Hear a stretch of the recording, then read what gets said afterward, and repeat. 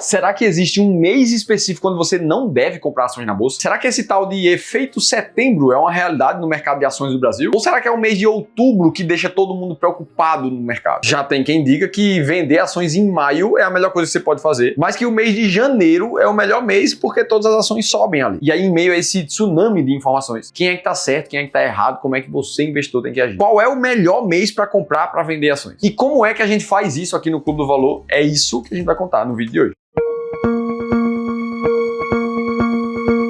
Vamos lá, eu já quero começar te contando sobre esse tal de efeito setembro, que na manchete do artigo diz que é um mês difícil para os mercados de ações. Esse é um estudo que tem como premissa que praticamente todos os meses de setembro são muito ruins para o mercado de ações lá nos Estados Unidos. O resumo dos resultados é que no último século, o S&P 500, principalmente lá dos Estados Unidos, teve um retorno negativo em 55% dos meses de setembro. E pior do que isso, a média de retorno só dos meses de setembro é de menos 0,78%, o que seria o menor retorno de todos os meses comparados do ano. Inclusive, setembro também foi um mês que teve contido uma queda de quase 30% durante a Grande Depressão lá de 1931. E o motivo para isso tudo acontecer, supostamente, seria o final das férias de agosto lá nos Estados Unidos. E seria nesse momento que os investidores se desfazem dos seus investimentos para cobrir algumas despesas que foram feitas durante as férias. Outra possibilidade é que o mercado faz um movimento de venda por ser o fim do ano novo fiscal por lá. Agora, vamos ser um pouco racional aqui. Não existe comprovação técnica nenhuma de que isso possa ser verdade. Afinal de contas, a gente está falando de pouco mais da metade dos meses que realmente foram negativos. Vamos dar um passo à frente e entender por que o mês de outubro também é falado por ser um dos piores meses da bolsa. Afinal de contas, ele traz preocupações para Wall Street. E o grande ponto é que o mês de outubro tem um histórico meio ruim em relação a grandes depressões caírem sempre nesse mês. Como foi o caso da quebra de 1929, o Black Monday em 1987 e o início da crise financeira de 2008, três das maiores crises que a gente viu nas últimas décadas. E é justamente esse histórico que leva a um aumento da cautela e maior volatilidade no mercado. E isso tende a criar um efeito psicológico negativo nos investidores. E além disso tudo, o mês de outubro também é conhecido por ter o famoso efeito window dressing. O que acontece é que vários gestores de fundos de ações, por verem o final do ano fiscal lá dos Estados Unidos, eles acabam vendendo algumas ações que estão com a performance negativa na carteira e comprando ações que estão com performance positiva, para que na foto geral do novo composto de ações que ele tem, parecer que ele está com a performance mais positiva, sendo que ele não está. E é justamente essas compras e vendas dos ativos que fica como sugestão para queda sazonal ali naquele mês. De novo, apesar de toda essa percepção, não existe comprovação técnica, argumentativa de que isso vire fatos, que vire realidade. Até porque, quando a gente vai para os dados, o fato é que no longo prazo, o desempenho de outubro, quando calculado a média, não é tão terrível como a reputação pode sugerir. O próprio escritor e humorista, o Mark Twain, já falava desde o século XIX, abre aspas, outubro é um mês particularmente ruim para especular em ações. Os outros são julho, janeiro, setembro, abril, e ele cita todos os outros meses do ano. E essa passagem do Mark Twain é a primeira que começa a fazer algum sentido racional aqui nesse vídeo. Mas é claro que as teorias não param por aí. A próxima muito famosa é a tal da Sell in May and Go Away. Venda em maio e vai embora, e deixa pra lá. Essa teoria aqui sugere que a bolsa tem um performance sempre pior de maio a outubro, em comparação com o outro período, de novembro a abril, que seria muito mais positivo. E se a gente pega um estudo de uma janela temporal de 1990 até 2023, o que a gente vai ver realmente é uma rentabilidade de maio até outubro média de 3%, enquanto que de novembro até abril a rentabilidade média seria de 6,3%. Nessa mesma onda, uma outra teoria, muita gente sugere que o janeiro seria um dos melhores meses de valorização da bolsa, inclusive com bilionários apostando nesse tal de efeito janeiro para ter ganhos em ações. E a tentativa de argumentação seria que os investidores vendem um pouco mais de ações em dezembro para cobrir gastos que foram feitos ao longo do ano e voltam a recomprar em janeiro, fazendo com que as ações subissem muito mais. E aí a gente observa tudo isso e fica a pergunta, será que isso tudo se aplica para o mercado do Brasil, que é onde a gente tá? E aí, para te responder isso tudo, eu vou agradecer ao famoso Daniel Nigri, lá do canal Dica de Hoje aqui do YouTube, que publicou um vídeo bem interessante falando sobre isso, e em que ele compara a performance do Ibovespa desde 1995, mês a mês, e principalmente com a intenção de descobrir se setembro e outubro são realmente os piores meses da bolsa. O resultado do estudo do Nigri a gente vê nessa tabela que tá na tela, que eu tirei um print lá do canal dele. Em resumo, o que ele conclui é que os meses de setembro e outubro realmente tem uma média mensal histórica que não é lá essas coisas. setembro ficando com 0,35 de valorização e média de outubro de 1%. Agora, a gente precisa concordar que esses meses estão longe de ser os piores, uma vez que a gente tem médias de outros meses que são ainda mais baixas ou parecidas com essas duas. Além disso, o estudo mostra que de 1995 até aqui, os meses de setembro e outubro tiveram 20 meses negativos contra 10 positivos. Por outro lado, o mês de março ficou no empate, 15 meses positivos e 15 meses negativos. Já o mês de janeiro, que todo mundo fala que é melhor lá nos Estados Unidos, aqui no Brasil foram 13 janeiros que ficaram positivos e 17 janeiros que ficaram negativos. Mesmo assim, o retorno médio do mês de janeiro é de 1,5%. Então o que é que a gente começa a tirar de conclusão aqui? Quando os meses são positivos, eles sobem muito mais forte. Em compensação disso tudo, o mês de novembro foi o que teve a maior média de valorização de todos. E aí eu pergunto para você, será que essa seria uma boa estratégia? Você tirar o seu dinheiro da bolsa nos meses de setembro e outubro e esquecer um pouquinho e depois voltar? E aí nesse caso, como é que você ia voltar para a bolsa lá em novembro? Sendo que logo em seguida, o mês de dezembro, historicamente falando, tiveram 20 meses de dezembro que foram negativos e somente 10 positivos. Você ia sair de novo em dezembro por causa disso? E aí tô te fazendo essas perguntas pra gente refletir. Se você olha para essas matérias que a gente viu aqui no começo desse vídeo, efeito janeiro, efeito setembro, por que outubro é preocupação? E se você toma alguma atitude em relação aos seus investimentos baseado nesse tipo de notícia, é muito provável que você esteja perdendo dinheiro. Ah, Felipe, mas eu não tô perdendo dinheiro. Todo mês tem rendido um pouquinho ali. Beleza, então o que com certeza está acontecendo é que você poderia estar ganhando muito mais. E pode até ser que agora você não esteja muito preocupado com isso. Prefira comprar ativos com base na sorte, na probabilidade do mês que vai render um pouco mais e deixar para ver o que é que vai dar. Agora, uma coisa eu te garanto, daqui a 10 anos, quando você perceber que você ficou cada vez mais distante da tua aposentadoria, você quereria ter começado 10 anos antes a investir cada vez melhor. E é justamente para evitar esse tipo de problema, esse atraso na tua vida financeira, que eu, o Ramiro e o Clube do Valor liberamos aqui todas as semanas algumas vagas para participar da nossa consultoria gratuita. Sessões individuais que a gente doa uma hora do nosso tempo para vocês e que pode literalmente mudar o rumo da vida dos investidores e dos inscritos que a gente tem aqui no YouTube. Como aconteceu com o caso do Roberto aqui, que falou que a consultoria mudou a vida dele, já era bem organizado, mas mesmo assim ainda cometia alguns erros básicos. Então se você quer participar de uma sessão como essa e sair de lá com um plano de ação dizendo exatamente o que você precisa fazer para investir cada vez melhor, e se lá no fim for da tua vontade entender como funcionam os nossos serviços de wealth, eu te indico que você clique no primeiro link aqui da descrição do vídeo ou aponte a tua câmera para esse QR Code que tá aparecendo em algum lugar aqui dessa. E eu sugiro que você faça isso agora, porque para essa próxima semana são somente 5 novas vagas para nossa consultoria. Beleza, então se todas essas teorias existem, mas elas não são muito aplicáveis para o Brasil, e se não existe nenhuma regra de que o mercado vai se valorizar ou não, como é que a gente monta uma estratégia para investir? Como é que a gente pode tomar decisões se não existe nenhum histórico que comprove o momento certo de investir? Em primeiro lugar, eu preciso comprovar uma tese que eu falo muito aqui no canal, que as pessoas são muito ruins em tentar prever o futuro. Afinal de contas, a gente tem diversos estudos mostrando como os vieses de seleção dos analistas atrapalham a forma deles de trabalhar, como esse da Universidade Federal da Bahia ou esse da Universidade Federal do Maringá, que basicamente concluem que os analistas ficam otimistas demais quando a economia está melhor, quando a gente tem menos incertezas no período, o que faz com que eles recomendem mais compra para os ativos, e que o contrário também é verdade. No período de maior incerteza, de maior risco, de maior medo no mercado, eles acabam recomendando muito mais venda. E aí você compra na alta e vende na baixa, sempre perdendo dinheiro. E é justamente esse movimento que acontece nos períodos desses calendários, em que o mercado fica mais otimista ou pessimista. Para fazer esse roteiro, eu decidi consultar o André Train, que é o nosso diretor de investimentos aqui do Clube do Valor, que possui certificação CFA, que é o mais alto nível de certificação de mercado financeiro do mundo. E o que a gente conversou foi que não parecem existir explicações lógicas de causa e efeito para ocorrerem esse tipo de coisas nos meses específicos, que na verdade parece ser muito mais obra do acaso e assim, da mesma forma como ocorreram nos últimos anos, podem simplesmente deixar de ocorrer daqui para frente. E o André foi mais além. Ele me lembrou que nossas estratégias sistematizadas, que não são simplesmente baseadas em fenômenos estatísticos que encontramos torturando números em um backtest, muito boa essa passagem do André, as estratégias sistemáticas são vencedoras justamente por se basear em ineficiências de mercado que são criadas por nossos vieses cognitivos e emocionais. Ou seja, quanto mais o ser humano age como ser humano de forma meio irracional no mercado financeiro, mais as estratégias sistemáticas funcionam. Ah, Felipe, mas eu não conheço, não sei o que é uma estratégia sistemática, eu não tenho uma. Vou te convidar de novo para ir lá na consultoria gratuita que a gente está oferecendo para te mostrar como as nossas estratégias funcionam. E eu te falei nossas estratégias porque realmente são várias formas de escolher ativos específicos em cada uma das classes que formam o nosso famoso sistema de alocação estratégica. O segredo utilizado para a gente ter 100% de certeza sempre de como saber a hora de comprar na baixa e a hora de vender os ativos na alta. E eu vou te fazer uma analogia para você entender como é que a gente faz isso. Imagina que você tem 3 caixinhas de investimento. Uma delas é a caixinha de ações ações aqui do Brasil, outra delas é uma caixinha de ações lá dos Estados Unidos e outra ainda é uma caixinha de renda fixa aqui no Brasil. E aí você colocou seu dinheiro nessas caixinhas e vai viver a vida. O que acontece é que o mercado financeiro, ele tira e coloca dinheiro de uma caixinha para outra todos os dias, a todo momento. Qual é a tua principal função como investidor? É chegar naquelas caixinhas de tempos em tempos e ver de onde foi tirado mais dinheiro. Ora, se a caixinha de ações do Brasil está com menos dinheiro do que você esperava, essa é a hora de colocar mais dinheiro na caixinha de ações do Brasil. E muito provavelmente deve ter mais dinheiro na caixinha de ações da renda fixa, por exemplo. Você vai tirar um pouquinho de lá para colocar na de ações do Brasil. Na prática, é exatamente assim que funciona. As caixinhas são essas porcentagens que você está vendo na tua tela. E quando o mercado se movimentar dando mais dinheiro para uma caixinha específica, como a de renda fixa, por exemplo, nesse caso, onde ficou 25% e 15% somente em ações do Brasil, a tua função é justamente tirar esse excesso dos 25 e jogar lá de volta para os 15, para garantir o rebalanceamento da tua estratégia. Então, o resumo da ópera, para que você invista muito bem, independente desses cenários de mês bom ou mês ruim, é que você mantenha a tua diversificação. O próprio sistema de alocação estratégica já faz isso para você. O segundo ponto é você se manter fiel à sua estratégia ao longo do tempo, independente se você está passando por um cenário bom de mercado ou ruim de mercado, você precisa confiar na tua estratégia. E o terceiro e principal ponto para você ser um investidor de sucesso e ter tua liberdade financeira cada vez mais rápida é garantir que você vai aportar com consistência todos os meses. Agora tá desmistificada essa história de mês bom, mês ruim na bolsa. Se você quiser saber por que o IVVB11 pode ser a maior cilada do momento do mercado, você precisa assistir esse outro vídeo aqui. Eu te contei tudo isso em detalhes.